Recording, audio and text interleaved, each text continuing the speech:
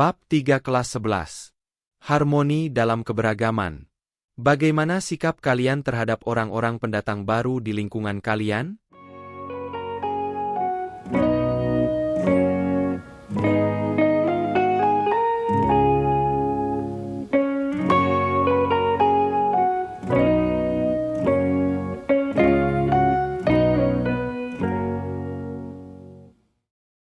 Tujuan pembelajaran.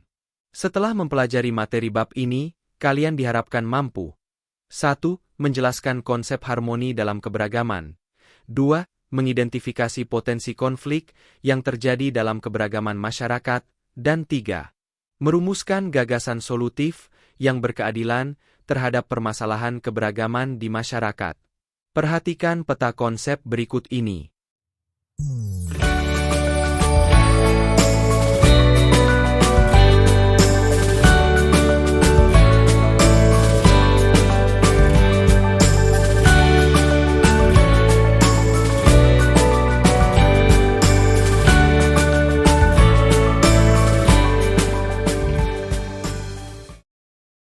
A. Konsep harmoni dalam keberagaman. Tahukah kalian bahwa Indonesia adalah negara yang sangat berbineka dan syarat keberagaman? Kemajemukan ini kemudian dikemas dalam semboyan Bhinneka Tunggal Ika. Lalu, apa saja keberagaman yang dimiliki bangsa Indonesia? Menurut kalian, apakah keberagaman tersebut membanggakan?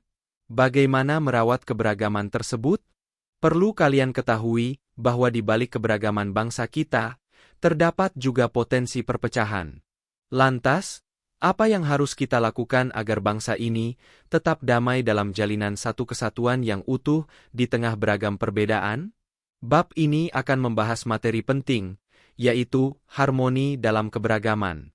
Dilansir dari DITS, Kemdikbud, Go.id, Indonesia adalah negara yang kaya baik dari segi sumber daya alam maupun keberagamannya. Terdapat beberapa bentuk keberagaman di Indonesia, mulai dari suku, agama, ras, hingga golongan. Keberagaman yang demikian merupakan anugerah Tuhan yang Maha Esa yang harus dijaga dan dilestarikan. Perhatikan dengan saksama gambar berikut ini. Gambar tersebut menunjukkan beberapa pakaian adat yang ada di Indonesia. Dapatkah kalian menyebutkan berasal dari daerah manakah pakaian adat pada gambar tersebut? Keberagaman pakaian adat yang ada di Indonesia membuktikan bahwa Indonesia memiliki kekayaan yang sangat melimpah. Itu baru dari pakaian adat saja. Bagaimana dengan keberagaman lainnya di Indonesia? Di sini, kalian akan diberikan pemahaman lebih luas mengenai keberagaman yang ada di Indonesia dilihat dari berbagai sudut pandang, seperti keberagaman agama, suku, budaya, ras, dan lainnya. Coba ingat kembali materi bab 3 di kelas 10. Mengelola kebinekaan sebagai modal sosial pembangunan nasional. Jadikan itu sebagai dasar pemahaman kalian dalam mempelajari materi di kelas 11 ini, khususnya materi tentang keberagaman yang ada di Indonesia. Namun, jika kalian masih perlu memahami kembali makna dari harmoni dalam keberagaman, mari kita mulai mempelajarinya. 1. Arti penting dan manfaat harmoni dalam keberagaman.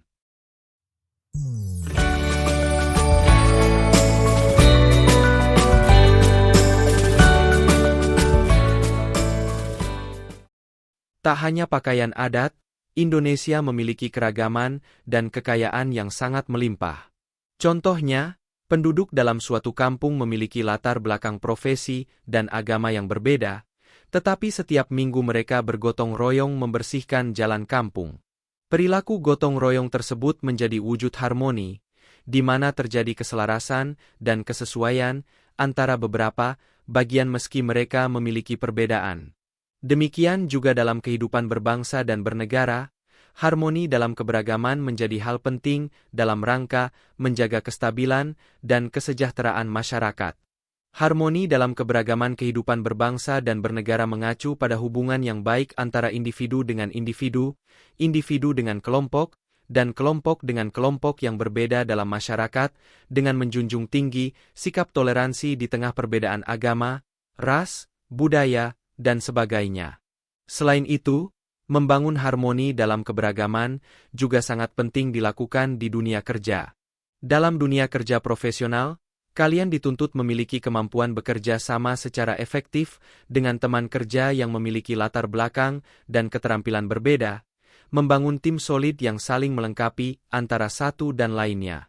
Karena itu, penting bagi kalian untuk memahami bagaimana mengelola keberagaman untuk membangun hubungan pertemanan yang baik atau hubungan kerja yang sehat dan produktif.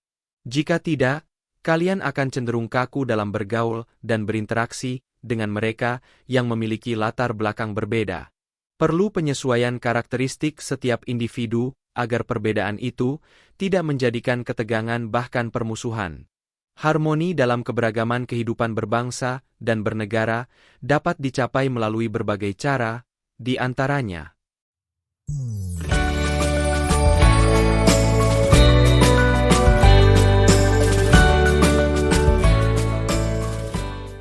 A. Kesadaran diri. Kesadaran diri merupakan suatu upaya menempatkan diri untuk menerima perbedaan. Kesadaran diri tercermin ketika berpartisipasi dalam berbagai kegiatan yang diadakan oleh individu atau kelompok yang mempunyai latar belakang berbeda. Contohnya, seseorang berpartisipasi aktif dalam acara kebudayaan atau acara keagamaan yang dilakukan berdasarkan kehendak sendiri tanpa ada paksaan dari pihak manapun. B. Sikap menghargai perbedaan. Setiap individu atau kelompok dalam masyarakat niscaya memiliki perbedaan, seperti dalam hal agama, budaya, suku, bahasa, dan latar belakang. Oleh sebab itu, menghargai perbedaan merupakan kunci utama terciptanya harmoni dalam kehidupan bermasyarakat, berbangsa, dan bernegara. Contohnya, menghargai perbedaan pendapat dalam penentuan kegiatan sepak bola. Warga RW 1 mengusulkan waktu pelaksanaan pertandingan sepak bola antar RW pada pagi hari, sementara warga RW 2 mengusulkan sore hari. Keduanya memiliki dasar dan pertimbangan masing-masing. Kemudian mereka melakukan musyawarah untuk mufakat. Akhirnya, kedua warga RW tersebut sepakat untuk melaksanakan kegiatan pada malam hari agar aktivitas masing-masing warga tidak terganggu. C. Sikap toleransi. Sikap toleransi merupakan sikap saling menghormati perbedaan antar sesama manusia yang tidak menyimpang dari aturan. Sikap toleransi sangat penting dalam menciptakan harmoni dalam keberagaman. Toleransi memungkinkan masyarakat menerima perbedaan dan setiap individu atau kelompok dapat hidup berdampingan. D. Keterampilan bermusyawarah. Musyawarah sangat penting untuk memahami sekaligus mengelola perbedaan pendapat dalam mencari solusi atas masalah yang ada. Musyawarah dilakukan secara bersama-sama untuk mencapai kemufakatan. Contohnya, melakukan musyawarah dalam pemilihan ketua kelas di sekolah, pemilihan ketua RT RW di lingkungan kelurahan, dan sebagainya. E. Keteladanan. Sikap keteladanan merupakan kemampuan untuk berkomunikasi dengan memperlihatkan kepedulian, pengertian, dan penghormatan terhadap perbedaan yang ada dalam kehidupan masyarakat. Keteladanan dapat dilakukan melalui sikap dan perilaku sopan santun, menghargai orang yang lebih tua dan menyayangi orang yang lebih muda, memberikan bantuan moral ataupun materi kepada orang yang membutuhkan, serta perilaku yang mencerminkan kebaikan lainnya. F. Keadilan. Keadilan sangat penting dalam menciptakan harmoni dalam keberagaman. Sebab, setiap individu atau kelompok harus diperlakukan secara adil sebagai wujud negara hukum dan kebijakan pemerintah yang berpihak pada seluruh aspek kehidupan warga negara. Contohnya, bersikap adil dalam memberikan bantuan sosial bagi masyarakat yang membutuhkan, memberikan bantuan kepada korban bencana, dan sebagainya. Oleh karena itu, menjaga harmoni merupakan tanggung jawab semua pihak baik pelajar, masyarakat, maupun pemerintah.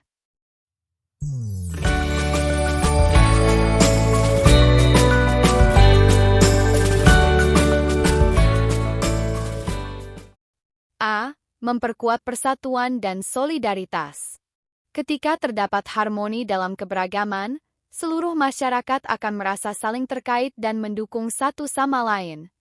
Hal ini dapat memperkuat persatuan dan solidaritas dalam mencapai tujuan bersama. B. Meningkatkan pemahaman dan penghormatan terhadap perbedaan. Harmoni dalam keberagaman dapat meningkatkan pemahaman dan penghormatan terhadap perbedaan sehingga masyarakat dapat menerima perbedaan tersebut sebagai bagian dari kekayaan dan keunikan masyarakatnya. C. Meningkatkan toleransi. Toleransi dapat meningkat dengan adanya harmoni dalam keberagaman. Adanya sikap toleransi dapat membantu menghindari konflik dan mempertahankan kerukunan dalam masyarakat. D. Meningkatkan kerjasama dan kolaborasi. Ketika terdapat harmoni dalam keberagaman, seluruh masyarakat dapat bekerja sama dan berkolaborasi sehingga mampu meningkatkan keberhasilan dalam mencapai tujuan bersama. E. Meningkatkan keamanan dan kesejahteraan. Harmoni dalam keberagaman dapat meningkatkan keamanan dan kesejahteraan masyarakat karena setiap orang merasa aman dan nyaman dalam menjalankan aktivitasnya. Dengan demikian, harmoni dalam keberagaman mempunyai peranan penting dalam menciptakan kehidupan yang aman, damai, dan sejahtera. Untuk itu, perlu peran serta dari berbagai pihak untuk mewujudkan masyarakat yang harmonis. 2. Pentingnya memahami dan menghargai keberagaman.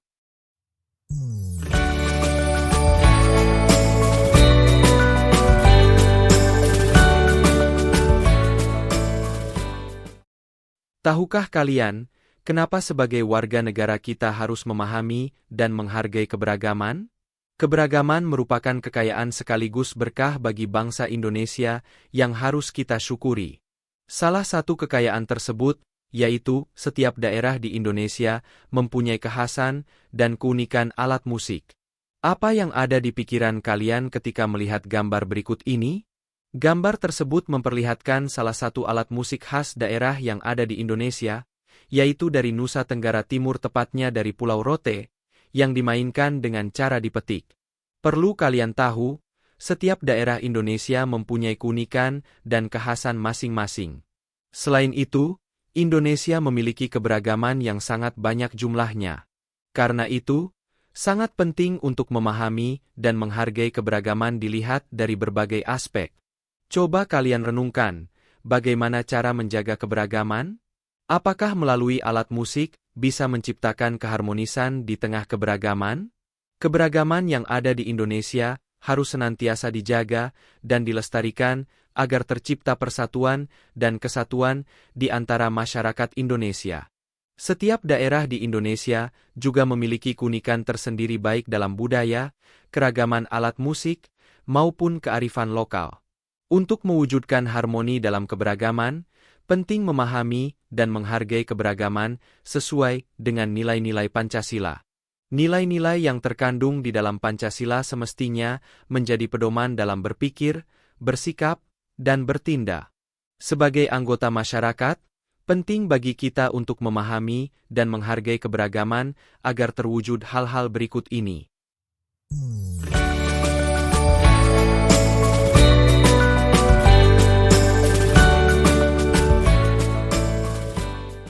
A. Tercipta rasa saling menghormati antar sesama.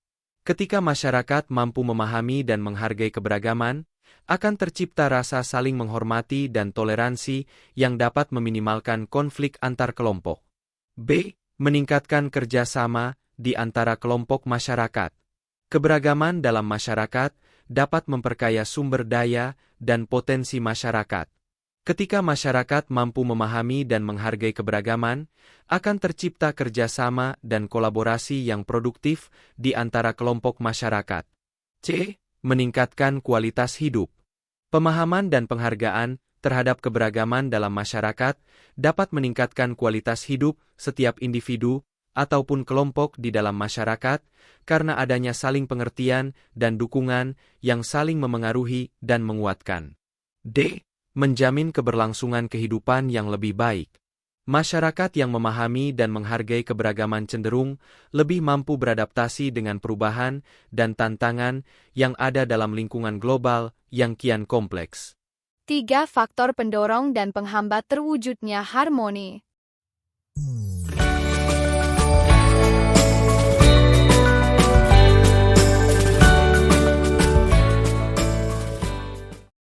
Sebagai warga negara yang baik, tentu kalian mempunyai keinginan untuk hidup dalam keadaan aman, damai, dan tenteram. Gambar tersebut mengilustrasikan indahnya hidup dalam ketertiban dengan kesadaran saling menghormati dan menghargai teman-teman di sekolah. Meski terlihat sederhana, perilaku Andre mampu memberikan gambaran bahwa setiap orang saling menghormati keberadaan orang lain tanpa melihat status ekonomi, sosial, dan sebagainya. Hal itu akan membimbing diri kalian hidup dalam keharmonisan. Namun demikian, perlu kalian tahu bahwa terdapat faktor-faktor pendorong dan penghambat dalam mewujudkan keharmonisan tersebut.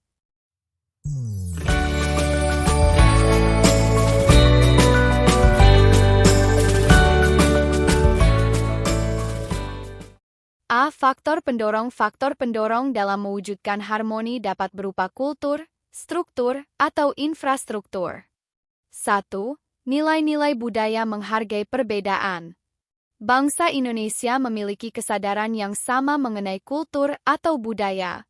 Misalnya, menghargai sesama manusia adalah nilai budaya merupakan salah satu faktor pendorong dalam mewujudkan harmoni. Bangsa Indonesia memiliki kearifan lokal yang kental dengan nilai-nilai luhur, termasuk nilai untuk saling menghargai perbedaan.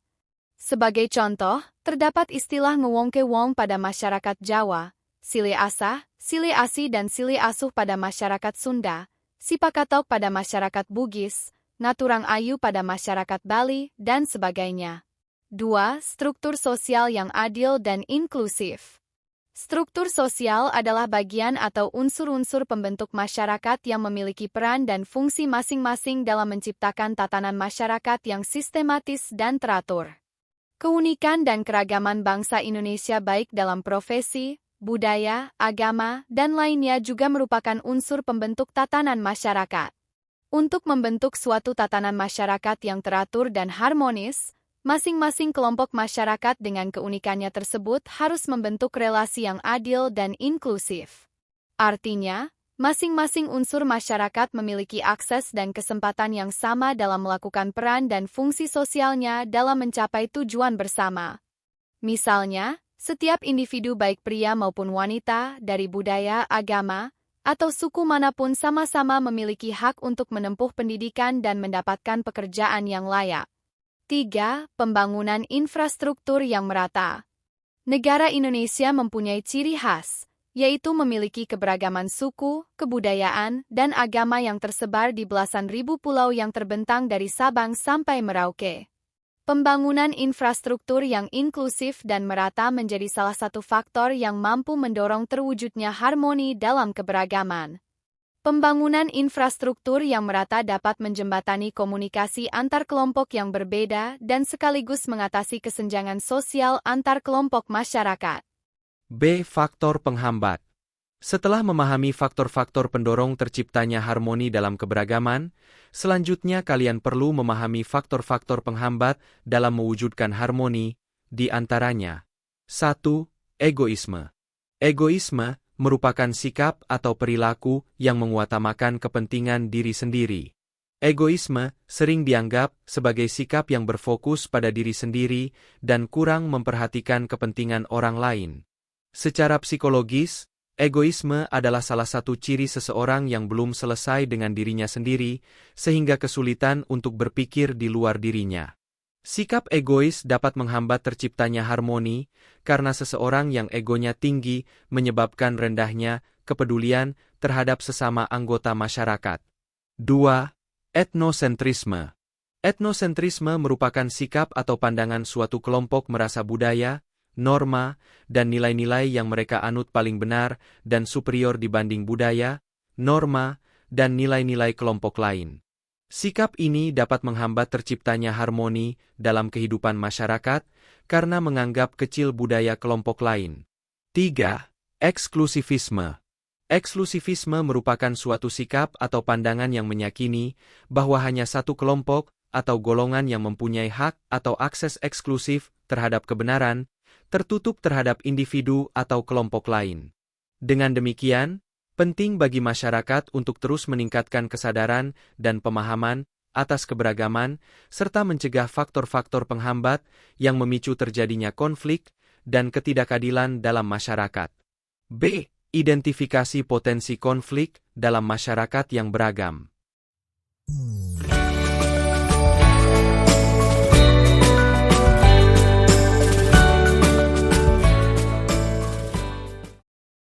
Sebelum kalian mempelajari bagaimana mengidentifikasi konflik di masyarakat, perhatikan gambar berikut ini. Gambar tersebut merupakan salah satu contoh kegiatan peribadatan. Keberagaman yang ada membuat bangsa Indonesia mempererat toleransi antar sesama. Keberagaman yang ada dalam kehidupan masyarakat harus senantiasa dijaga dan dilestarikan agar harmoni tetap terangkai. 1. Identifikasi potensi konflik dalam kelompok masyarakat.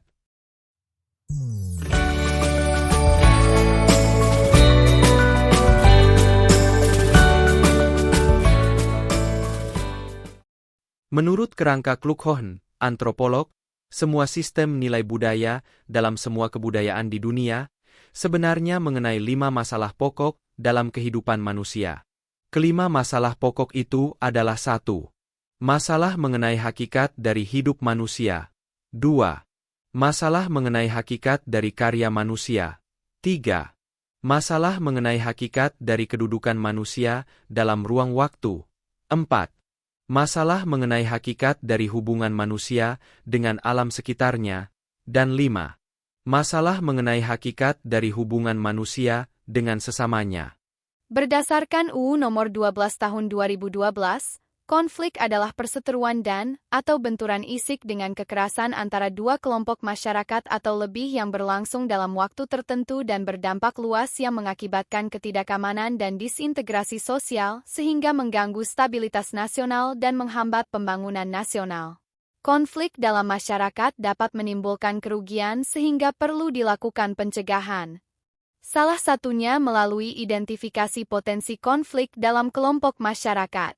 Bagaimana cara mengidentifikasi potensi konflik dalam masyarakat yang beragam? Identifikasi potensi konflik dalam kelompok masyarakat merupakan suatu proses untuk mengenal adanya perbedaan, perselisihan, atau ketegangan antar anggota kelompok dalam suatu masyarakat yang dapat memengaruhi interaksi dan hubungan antar anggota kelompok tersebut. Penting bagi kita untuk memahami potensi kekuatan bangsa dan potensi konflik di tengah keberagaman masyarakat. Faktor demografis dan geografis merupakan salah satu potensi kekuatan bangsa yang dimiliki oleh bangsa Indonesia. Sementara itu, potensi konflik di tengah keberagaman dapat dipicu oleh beberapa persoalan. Pertama, rendahnya tingkat pendidikan dan literasi masyarakat. Dilansir dari data Indonesia Go.id, Indeks Pembangunan Literasi Masyarakat (IPLM) Indonesia pada tahun 2022 adalah sebesar 64,48 dari skala 0 sama pi 100. Data tersebut menunjukkan bahwa indeks pembangunan literasi masyarakat Indonesia relatif masih rendah. Hal ini berkorelasi pada rendahnya literasi dan kesadaran masyarakat tentang perbedaan dan keberagaman di luar dirinya sendiri. Kedua, terkait dengan kemiskinan atau ketidakberdayaan dalam bidang ekonomi. Dilansir dari Iskal Kemenkeu Go.id, tingkat kemiskinan Indonesia pada September 2022 tercatat sebesar 9,57%, atau sebanyak 26,36 juta orang berada di bawah garis kemiskinan. Potensi konflik dapat terjadi akibat ketidakadilan atau ketimpangan ekonomi, termasuk perbedaan penghasilan, pekerjaan, atau akses terhadap sumber daya ekonomi. Ketiga, terkait dengan perbedaan pandangan politik. Potensi konflik terjadi karena adanya perbedaan pandangan atau kepentingan politik yang berbeda. Terdapat beberapa alasan mengapa identifikasi konflik di tengah masyarakat yang beragam penting untuk dilakukan, di antaranya sebagai berikut. A. Sebagai upaya pencegahan konflik. Identifikasi konflik dilakukan untuk memetakan potensi-potensi konflik yang mungkin muncul dalam masyarakat, sekaligus menyusun langkah-langkah pencegahan sesuai dengan nilai-nilai Pancasila. B. Perencanaan pengelolaan hubungan dan komunikasi antar kelompok yang berbeda dengan meningkatkan sikap toleransi dan penghormatan martabat antar sesama. C. Sebagai upaya mitigasi konflik. D. Mempersiapkan diri untuk berbaur dengan kelompok masyarakat yang beragam. Ketika berada dalam tatanan masyarakat yang lebih luas, diharapkan kita telah mempunyai bekal dalam bergaul.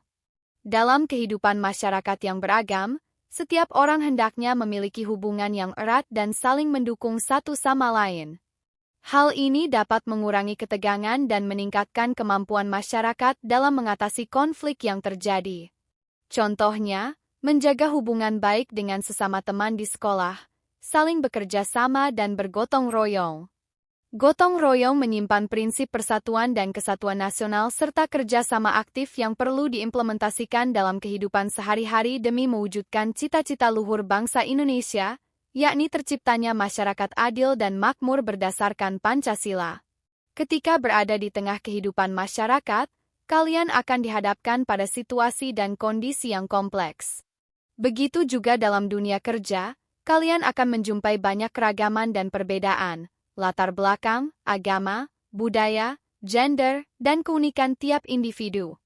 Perbedaan-perbedaan yang ada harus kalian pandang sebagai kekayaan dan sumber kekuatan bagi sebuah perusahaan ataupun masyarakat. Hal ini akan menciptakan lingkungan masyarakat dan lingkungan kerja yang lebih inklusif dan ramah bagi semua orang. 2. Faktor penyebab konflik dalam kelompok masyarakat. Apa saja faktor penyebab konflik dalam kelompok masyarakat? Konflik dalam kelompok masyarakat dapat disebabkan beragam faktor, umumnya sebagai berikut.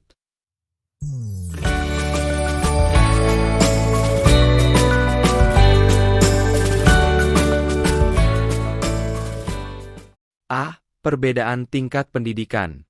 Perbedaan tingkat pendidikan dapat menjadi penyebab konflik dalam kelompok masyarakat. Minimnya kesadaran dan pemahaman tentang perbedaan disebabkan oleh pendidikan dan literasi yang rendah. Contohnya, menyebarluaskan informasi yang belum jelas sumbernya atau hoaks. Hal itu dapat memicu terjadinya konflik dalam kelompok masyarakat. B. Ketimpangan sosial dan ekonomi. Ketidakadilan sosial, seperti ketimpangan distribusi kekayaan hak dan kewajiban, dapat memicu konflik dalam suatu kelompok masyarakat. Persaingan dalam bidang ekonomi, seperti persaingan untuk mendapatkan lapangan pekerjaan dan sumber daya alam, dapat menyebabkan konflik dalam kelompok masyarakat. Contohnya, pengangguran, kesenjangan antara kaya dan miskin, serta pembagian bantuan yang tidak merata. C. Perbedaan pandangan politik. Perbedaan politik dan ideologi seringkali menjadi sumber konflik dalam kelompok masyarakat karena adanya perbedaan pandangan. Contohnya, konflik yang disebabkan oleh fanatisme dan populisme politik. D. Perbedaan budaya, etnis, suku. Perbedaan budaya etnis, suku menjadi salah satu faktor penyebab konflik. Hal ini terjadi karena adanya perbedaan nilai-nilai, keyakinan, atau tradisi antara kelompok budaya etnis tertentu dengan kelompok lainnya. Contohnya, konflik Sambas di Kalimantan Barat pada 1999 antara etnis Melayu dan etnis Madura disebabkan oleh perbedaan budaya dan ekonomi. E. Ketidakadilan sosial. Ketidakadilan sosial, seperti adanya ketimpangan distribusi kekayaan hak dan kewajiban, dapat memicu konflik dalam suatu kelompok masyarakat. Contohnya, pembagian bantuan yang tidak merata. Dalam mengelola keberagaman diperlukan kesadaran akan pentingnya toleransi, saling menghargai dan menghormati antar individu atau kelompok yang memiliki latar belakang berbeda. Hal itu penting untuk mencegah terjadinya konflik yang dapat mengganggu stabilitas dan keharmonisan kelompok masyarakat. Setiap warga negara harus dapat berperan aktif dalam memecahkan masalah yang dihadapi kelompok masyarakat, menciptakan suasana yang harmonis dan solid, serta menghargai perbedaan budaya, ras, agama, dan suku. Salah satunya dapat dilakukan dengan cara memberikan gagasan-gagasan solutif penyelesaian konflik. C. Strategi mengatasi konflik dalam masyarakat beragam.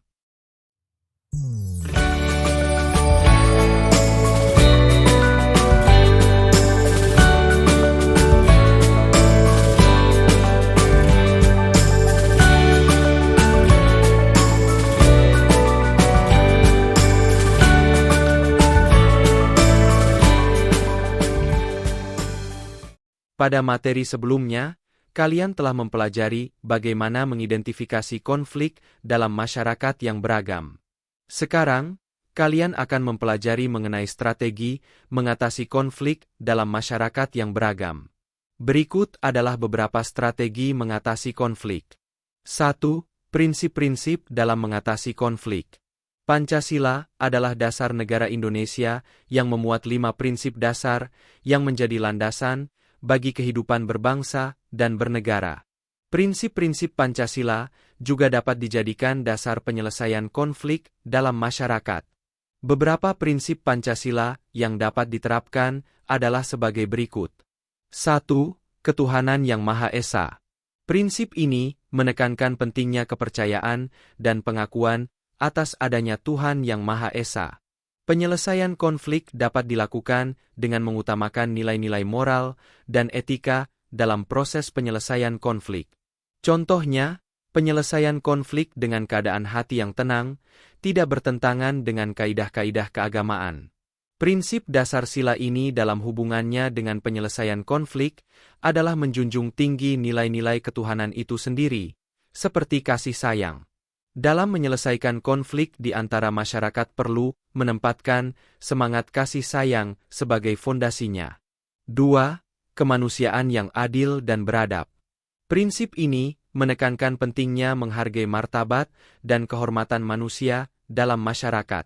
Penyelesaian konflik dapat dilakukan dengan mengutamakan kepentingan kemanusiaan dan memastikan bahwa hak asasi manusia tidak dilanggar dalam proses penyelesaian konflik. Contohnya, menghargai sesama teman, memberikan kesempatan teman ketika sedang menjelaskan sesuatu. Selain contoh di atas, coba amati cara penyelesaian konflik berdasarkan sila kedua di lingkungan sekitar kalian. 3. Persatuan Indonesia. Prinsip ini menekankan keberadaan orang lain merupakan bagian dari kehidupan kita, bersatu, sehingga melihat perbedaan yang ada di dalam lingkungan hidupnya menjadi sebuah kekayaan dan kekuatan. Semakin mengenal berbagai perbedaan bangsa Indonesia, semakin merasa diri mencintai bangsa Indonesia. Contohnya, memakai produk dalam negeri, memakai pakaian batik, dan sebagainya. 4. Kerakyatan yang dipimpin oleh hikmat kebijaksanaan dalam permusyawaratan, perwakilan. Prinsip ini menekankan pentingnya membangun keterampilan setiap warga negara agar mampu menyelesaikan setiap masalah dalam kehidupan, problem solving, dengan membangun keterampilan, musyawarah mufakat. 5. Keadilan sosial bagi seluruh rakyat Indonesia. Prinsip ini menekankan pentingnya membangun kemenangan bersama, sehingga keputusan bersama yang diambil harus mencerminkan keadilan sosial bagi seluruh rakyat Indonesia. Contohnya, menyelesaikan konflik mencerminkan karakter peduli, mau berbagi, dan terampil berkolaborasi. Misalnya, menyalurkan bantuan dari pemerintah secara adil dan merata tanpa memandang adanya hubungan persaudaraan. Nilai-nilai Pancasila dapat diterapkan dalam berbagai aspek kehidupan, baik ketika kalian masih berada di bangku sekolah maupun dalam dunia kerja nanti. Pentingnya penerapan nilai-nilai Pancasila dalam etos kerja dapat membantu menciptakan lingkungan kerja yang harmonis dan menjunjung tinggi nilai-nilai kejujuran, keadilan, kerjasama, serta semangat persatuan dan kesatuan. Contohnya, menerapkan nilai gotong royong sebagai salah satu aktualisasi nilai-nilai Pancasila dengan mengutamakan kepentingan bersama di atas kepentingan pribadi. 2. Metode-metode yang efektif dalam penyelesaian konflik.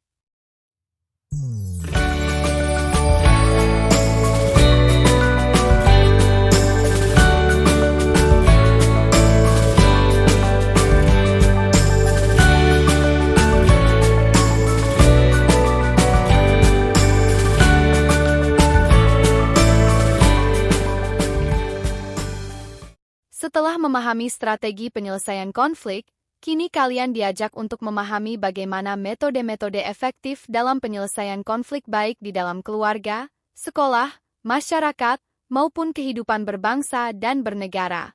Terdapat beberapa metode yang dapat digunakan dalam penyelesaian konflik, di antaranya melalui negosiasi, mediasi, dan arbitrase. Gambar tersebut merupakan bagian dari proses penyelesaian konflik. Negosiasi, mediasi, dan arbitrase merupakan cara untuk mencapai tujuan akhir yaitu penyelesaian konflik. Ketiga proses tersebut dibangun di atas satu sama lainnya. Negosiasi merupakan bagian dari mediasi dan arbitrase. Dalam hal ini, banyak arbiter yang mencoba menjadi mediator terlebih dahulu. Berikut penjelasan mengenai ketiga metode penyelesaian konflik tersebut. A. Mediasi. Pernahkah kalian mendengar kata mediasi? Mediasi adalah proses penyelesaian konflik dengan mempertemukan pihak yang terlibat dalam konflik dengan mediator atau pihak ketiga yang netral. Mediator bertugas membantu pihak-pihak tersebut untuk mencapai kesepakatan yang saling menguntungkan dan memuaskan. Misalnya, terjadi konflik antara dua peserta didik di sekolah. Sekolah dapat menggunakan mediasi sebagai metode penyelesaian konflik untuk membantu kedua peserta didik tersebut dengan menunjuk mediator seperti guru atau konselor. Pada tahap awal, mediator akan bertemu dengan kedua peserta didik tersebut secara terpisah. Setelah itu, mediator mengadakan pertemuan bersama keduanya untuk membahas solusi. Setelah solusi disepakati, mediator memastikan kesepakatan tersebut dituangkan dalam bentuk surat pernyataan dan ditandatangani kedua belah pihak. B. Negosiasi. Negosiasi adalah proses penyelesaian konflik dengan cara berunding untuk mencapai kesepakatan yang dapat diterima oleh semua pihak yang berkonflik. Negosiasi dapat dilakukan secara langsung antara pihak-pihak yang terlibat atau dengan bantuan mediator. Contohnya, terjadi konflik antara peserta didik dan sekolah terkait aturan sekolah yang dianggap tidak adil.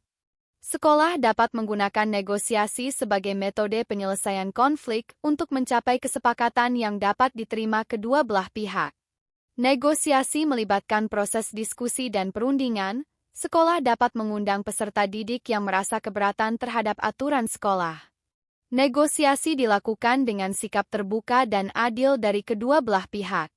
Setelah solusi dicapai, sekolah dan peserta didik dapat menetapkan kesepakatan bersama secara tertulis dan menandatanganinya. C. Arbitrase. Tahukah kalian, dalam penyelesaian konflik di masyarakat dapat dilaksanakan melalui arbitrase? Arbitrase adalah proses penyelesaian konflik dengan cara menyerahkan penyelesaian konflik kepada pihak ketiga yang independen dan netral. Arbitrase merupakan suatu upaya penyelesaian konflik yang harus ditaati dan diterima oleh kedua belah pihak. Dalam hal ini, keputusan dari pihak ketiga bersifat final dan mengikat bagi semua pihak yang terlibat dalam konflik.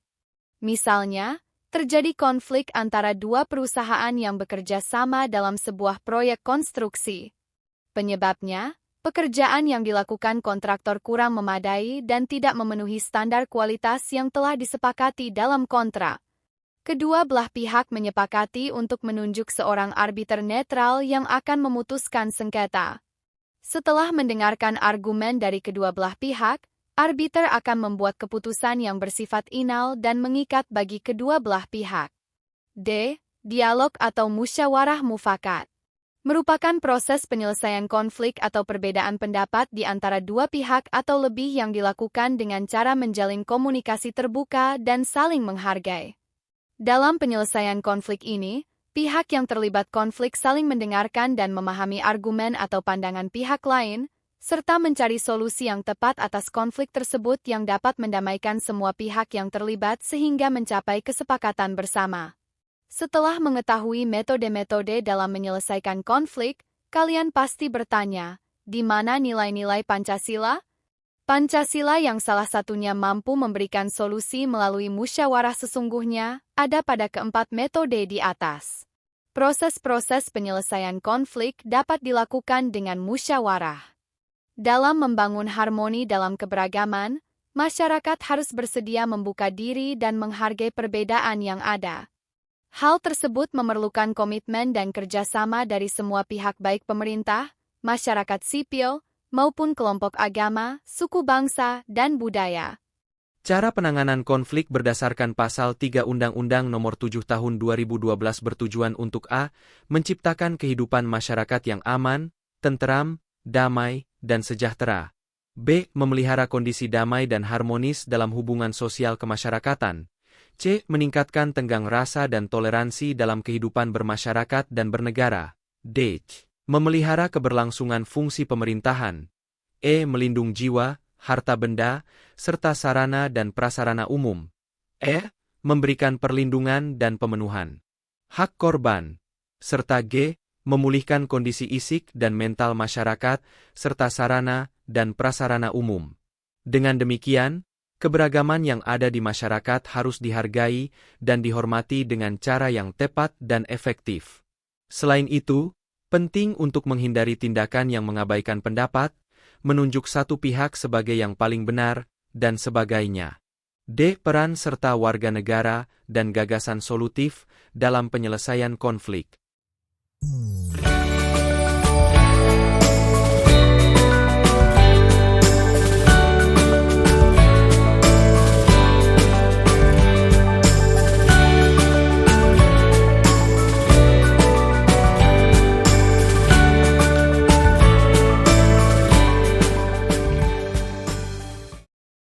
1. Peran serta warga negara dalam penyelesaian konflik. Pada subbab ini, kalian akan memahami bagaimana peran serta warga negara dalam penyelesaian konflik dari berbagai aspek kehidupan. Konflik dapat terjadi di mana saja, baik di lingkungan keluarga, sekolah, masyarakat, maupun kehidupan berbangsa dan bernegara. Untuk itu, peran serta warga negara sangat penting dalam penyelesaian konflik, sebagai upaya mewujudkan harmonisasi dalam kehidupan yang sejahtera. Peran serta warga negara diharapkan mampu menghindari konflik dari berbagai aspek kehidupan. Hal ini dapat dilakukan dengan cara menghindari tindakan yang dapat memicu konflik, serta menjalin komunikasi yang baik dan terbuka. Berikut merupakan contoh peran serta warga negara dalam penyelesaian konflik di lingkungan keluarga, sekolah, masyarakat, serta kehidupan berbangsa dan bernegara. A. Peran serta individu dan keluarga dalam penyelesaian konflik. Keluarga merupakan unit terkecil masyarakat yang berperan sebagai garda terdepan dalam menanamkan nilai-nilai. Dalam penjelasan UU Nomor 52 Tahun 2009 tentang perkembangan penduduk dan pembangunan keluarga, keluarga menjadi bagian integral dari pembangunan budaya, sosial, dan ekonomi bangsa yang tidak dapat dipisahkan dengan pembangunan sektor lainnya dalam rangka pembangunan manusia dan masyarakat Indonesia. Oleh sebab itu, keluarga memiliki andil besar dalam pembentukan dan perkembangan ketahanan individu, termasuk ketahanan dan kemampuan dalam menghadapi konflik, serta mampu menciptakan kehidupan yang harmonis melalui internalisasi nilai-nilai Pancasila. Contoh, setiap anggota keluarga dilatih untuk bisa berpendapat dan juga menghargai pendapat anggota keluarga lain yang berbeda, menyelesaikan perbedaan pendapat dengan musyawarah, dan memberikan solusi terbaik yang bersifat membangun. 1. Menjadi mediator. Dalam lingkup keluarga, seorang anak dapat bertindak sebagai mediator bagi kedua orang tua yang sedang bertikai. Anak dapat mengumpulkan berbagai informasi dan membantu menemukan solusi yang baik bagi kedua belah pihak. 2. Menghargai perbedaan pendapat. Setiap anggota keluarga harus mampu menghargai pendapat, meskipun berbeda pandangan atau pendapat. Misalnya, jika orang tua dan anak memiliki pandangan berbeda tentang suatu hal, setiap pihak harus mampu menghargai pandangan tersebut dan mencari solusi yang dapat diterima oleh kedua belah pihak. 3. Musyawarah. Setiap anggota keluarga hendaknya berpartisipasi dan bermusyawarah dengan cara mendengarkan dengan baik apa yang disampaikan oleh pihak lain dan memberikan masukan yang konstruktif. 4. Menyelesaikan konflik dengan penuh tanggung jawab. Setiap anggota keluarga diharapkan mampu menyelesaikan konflik secara bertanggung jawab dengan tidak melakukan tindakan yang merugikan pihak lain. B. Peran masyarakat dalam penyelesaian konflik. Pada prinsipnya, sebagaimana tersirat dalam Pasal 7 UU Nomor 7 Tahun 2012, setiap individu memiliki kewajiban untuk memelihara kondisi damai dalam masyarakat. Selanjutnya, Peraturan Pemerintah Nomor 2 Tahun 2015 menyebutkan bahwa penyelesaian perselisihan konflik secara damai dapat melibatkan peran serta masyarakat baik dalam hal pencegahan konflik, penghentian konflik, dan pemulihan pasca konflik melalui peran tokoh agama, tokoh adat, tokoh masyarakat, pranata adat, dan/atau pranata sosial. Dalam rangka memelihara kondisi damai, setiap masyarakat berkewajiban untuk 1. Mengembangkan sikap toleransi dan saling menghormati kebebasan menjalankan ibadah sesuai dengan agama dan kepercayaannya. 2. Menghormati perbedaan suku, bahasa, dan adat istiadat orang lain. 3. Mengakui dan memperlakukan manusia sesuai dengan harkat dan martabatnya. 4. Mengakui persamaan derajat serta persamaan hak dan kewajiban asasi setiap manusia tanpa membedakan suku, keturunan, agama, kepercayaan, jenis kelamin, kedudukan sosial, dan warna kulit. 5. Mengembangkan persatuan Indonesia atas dasar Bhinneka Tunggal Ika, serta 6. Menghargai pendapat dan kebebasan orang lain. C. Peran serta negara dalam penyelesaian konflik. Negara Kesatuan Republik Indonesia melindungi segenap bangsa Indonesia dan seluruh tumpah darah Indonesia, memajukan kesejahteraan umum, dan menegakkan hak asasi setiap warga negara melalui upaya penciptaan suasana yang aman, tentram, tertib, damai, dan sejahtera baik lahir maupun batin sebagai wujud hak setiap orang atas pelindungan agama, diri pribadi, keluarga, kehormatan, martabat, dan harta benda.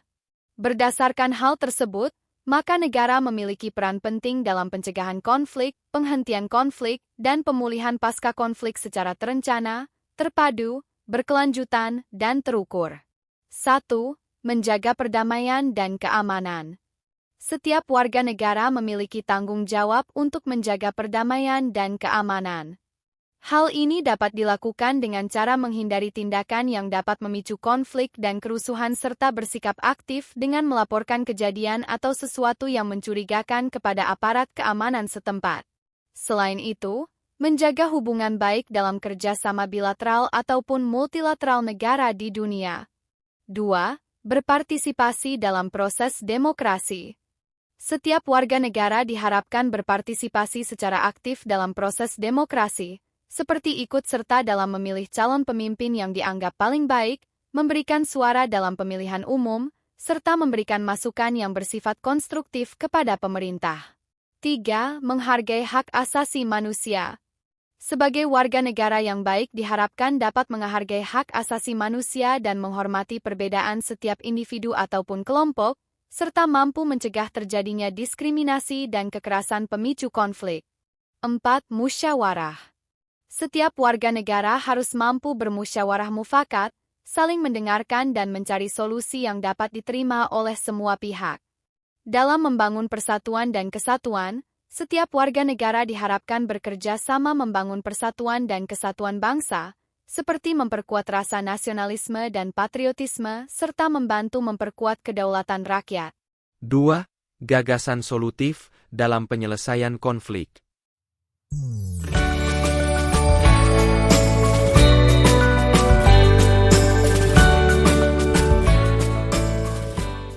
Tahukah kalian, permasalahan keberagaman adalah masalah yang kompleks dan membutuhkan solusi yang berkeadilan.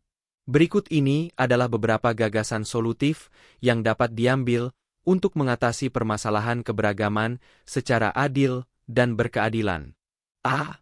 Meningkatkan kesadaran dan penghargaan terhadap keberagaman. Salah satu upaya yang dapat dilakukan adalah dengan meningkatkan pemahaman dan penghargaan terhadap keberagaman baik di kalangan masyarakat, pemerintah, maupun institusi pendidikan. Dalam hal ini, perlu ditanamkan nilai-nilai toleransi, menghargai perbedaan, dan menjunjung tinggi persatuan dan kesatuan bangsa. B. Memberikan kesempatan yang sama. Setiap individu, kelompok agama, suku bangsa, dan budaya memiliki hak yang sama dan harus diberikan kesempatan yang sama dalam segala bidang kehidupan, seperti dalam pendidikan, pekerjaan, kesehatan, dan pelayanan publik. C. Menjaga keseimbangan antara hak individu dan kepentingan publik. Dalam menyelesaikan permasalahan keberagaman, perlu menjaga keseimbangan antara hak individu dan kepentingan publik. Pemerintah harus mengambil keputusan yang berkeadilan dan seimbang untuk memenuhi kepentingan masyarakat secara umum tanpa melanggar hak individu. D. Mendorong musyawarah dan kerja sama antar kelompok. Dalam membangun harmoni dalam keberagaman, penting untuk mendorong musyawarah dan kerja sama antar kelompok masyarakat. Pemerintah dan masyarakat sipil dapat memfasilitasi pertemuan dan diskusi untuk membahas isu-isu yang berkaitan dengan keberagaman, serta mencari solusi yang adil dan berkeadilan. E. Menghormati hak asasi manusia. Salah satu prinsip utama dalam mengatasi permasalahan keberagaman adalah dengan menghormati hak asasi manusia. Setiap individu memiliki hak yang sama untuk hidup, bebas dari diskriminasi, serta memeluk agama dan kepercayaan yang dianutnya. F. Dengan mengambil gagasan solutif yang adil dan berkeadilan, diharapkan permasalahan keberagaman dapat diatasi dan masyarakat dapat hidup dalam harmoni dan kerukunan. Dengan demikian, setiap individu merasa dihargai, diakui, dan dihormati atas keberagaman yang dimilikinya.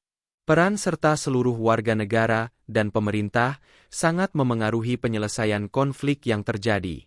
Hal yang perlu dilakukan pemerintah yaitu membentuk lembaga penyelesaian konflik yang adil dan transparan, melakukan pembinaan dan pemberdayaan kepada masyarakat dalam upaya penyelesaian konflik, serta memberikan kebijakan-kebijakan yang mendorong penyelesaian konflik secara damai sesuai dengan peraturan perundang-undangan.